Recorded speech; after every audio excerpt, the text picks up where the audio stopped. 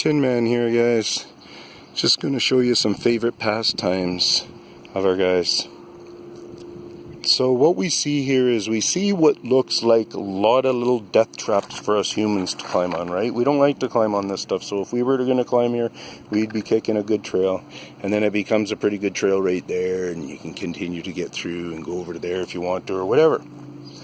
Well, you see all those rocks are set like that? You see all those ones are like that? That's part of them setting those up for sure.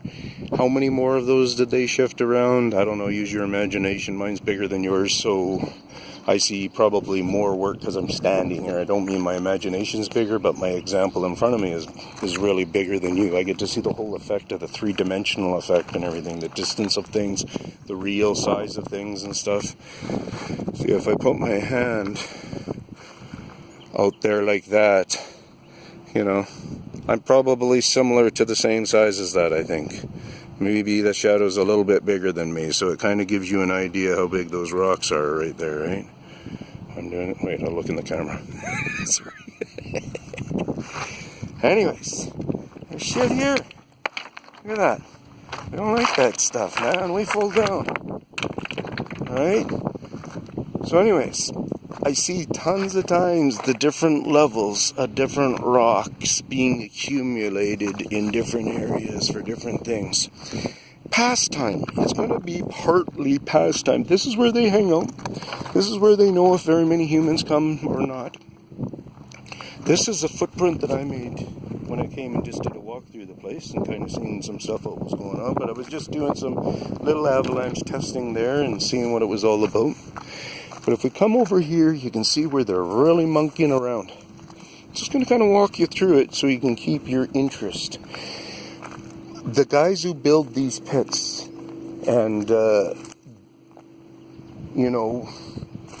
leave the pit site and such like that, they don't leave dangerous items. They don't leave rocks in any ways.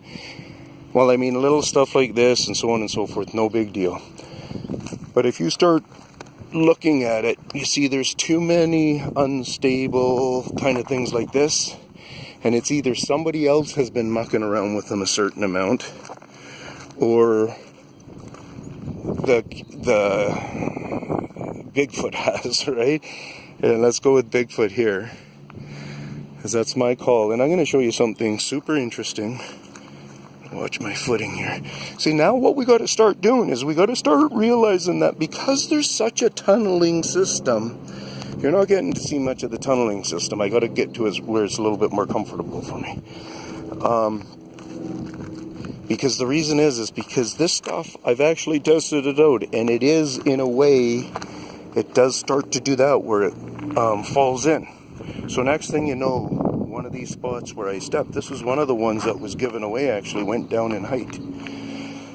So I've been here before, jump onto another part of it, and my son was with me, my youngest son, and he never went down there, and he's like a rock lizard. He can just jump on and go.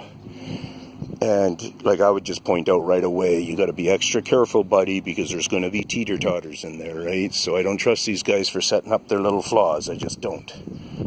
And so people can make mistakes too, right?